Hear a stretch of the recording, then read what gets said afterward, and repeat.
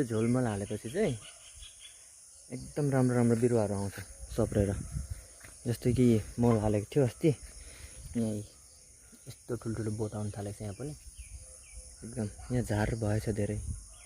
यो झार पनि लानुपर्ने, उखाल्नुपर्ने। अस्ति सबैको मैले छानेको थिएँ नि त बोट, यति धेरै छानेको थिएँ बोटहरू। रिया आओस् भनेर यहाँ मल हालेपछि त्यही तँ छिटो कि म छिटो हुँदै आउँदैछ, मजाले आउँदैछ।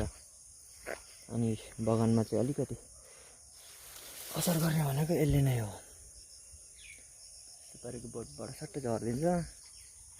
अलिकति अलिकति अलिकति हेरेन भने चाहिँ, हेऱ्यो भने त अब झऱ्यो हटाइहाल्यो कि त्यस्तो त फरक पर्दैन होइन। तर मच्छरले चाहिँ एकदम खान्छ यहाँ बगानमा।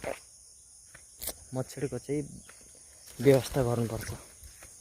यो फर्सीको बोट कत्रो फलेको उपर थियो, यत्रो त्यहाँदेखि यता यता यता सबै चाहिँ उपर भ्याइसक्यो। अनि यतादेखि फेरि अर्को लहरा गरेर उपर कति हो कति। कस्तो दामी दामी आएको छ। यो चाहिँ फेरि कुन किरा हो? यसले बिगार त गर्दैन होला, के उडेको यो?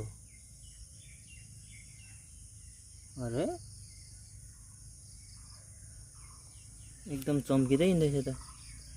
फेरि फेरि भन्दैन, सानो सानो त्योहरू मान्छेहरू जस्तै त्यस्तै होला उनीहरूको दुनियाँमा भाइ।